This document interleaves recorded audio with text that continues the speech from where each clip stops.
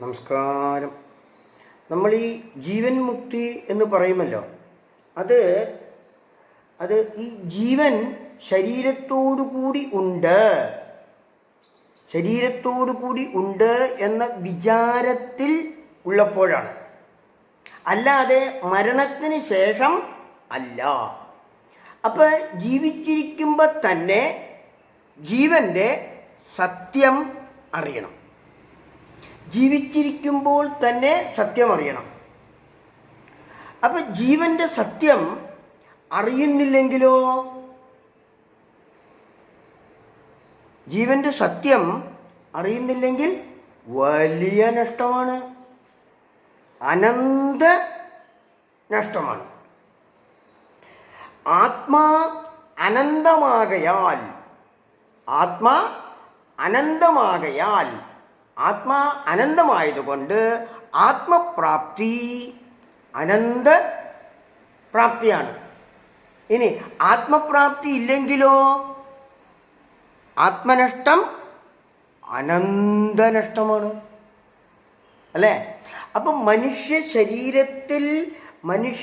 ശരീരത്തിൽ ഇരുന്നു കൊണ്ട് ഈ സത്യം അറിയാനുള്ള ഭാഗ്യം ഉണ്ടായിട്ട് ഇങ്ങനെ ഒരു സാഹചര്യം കിട്ടിയിട്ട് നമ്മൾ അത് വേണ്ട വിധം ഉപയോഗിക്കുന്നില്ല എങ്കിൽ, പ്രയോജനപ്പെടുത്തിയില്ലെങ്കിൽ, ഇങ്ങനെ ഒരു സാഹചര്യം കിട്ടിയിട്ട് നമ്മൾ ഇതിനെ പ്രയോജനപ്പെടുത്തിയില്ലെങ്കിൽ എന്താകും?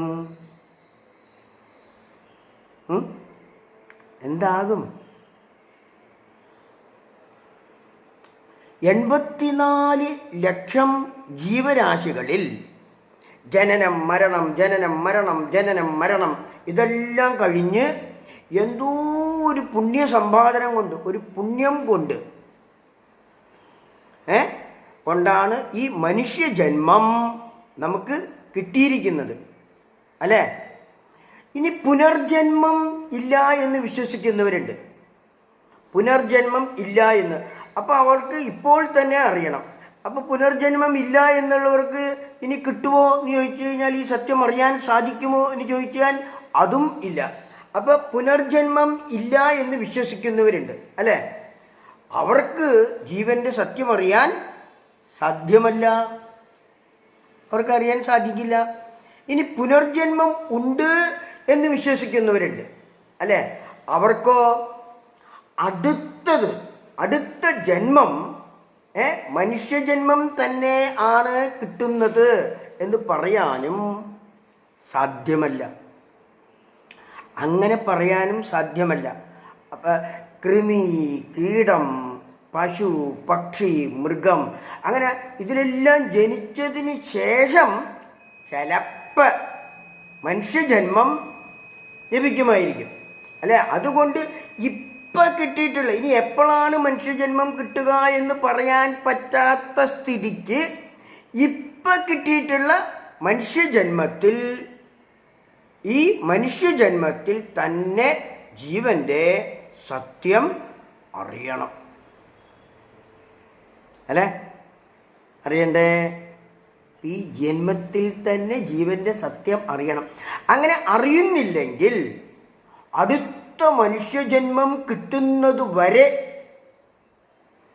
എത്ര കാലം എന്ന് പറയാൻ പറ്റില്ല, അങ്ങനെ കാത്തിരിക്കേണ്ടി വരും. അപ്പം നമ്മൾ എന്തു ചെയ്യണം? ഇതാണ് ചോദ്യം.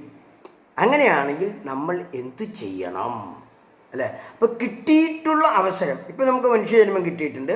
അപ്പം കിട്ടിയിട്ടുള്ള അവസരം പാഴാക്കി കളയാതെ, ബുദ്ധിമോശം വരുത്താതെ, അല്ലേ? ബുദ്ധിമോശം വരുത്താതെ, മറ്റു വിചാരങ്ങളിൽ ഏർപ്പെട്ട് സമയം പാഴാക്കിക്കളയാതെ ജീവൻ്റെ സത്യം അറിയണം, അല്ലേ? അപ്പം ജീവൻ്റെ സത്യം അറിയണം. അപ്പം ഇതാണ് ജീവിതത്തിന്റെ മുഖ്യ ലക്ഷ്യം.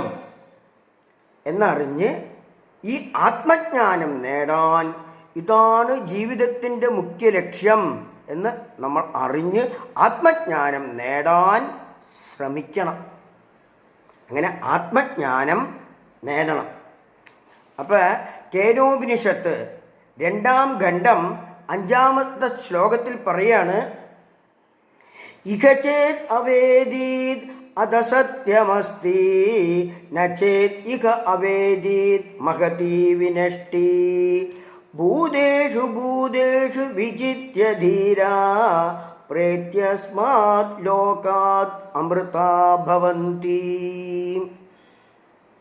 അതുകൊണ്ട് ഈ മനുഷ്യ ശരീരത്തിൽ വെച്ച് തന്നെ, ഇപ്പം കിട്ടിയിട്ടുള്ള ഈ മനുഷ്യ ശരീരത്തിൽ വെച്ച് തന്നെ ജീവൻ്റെ, അതായത് ആത്മാവിനെ അറിയാൻ സാധിക്കണം. അങ്ങനെ അറിഞ്ഞില്ലെങ്കിലോ വലിയ നഷ്ടമാണ്. വലിയ നഷ്ടം എന്ന് പറഞ്ഞാൽ വലിയ നഷ്ടം.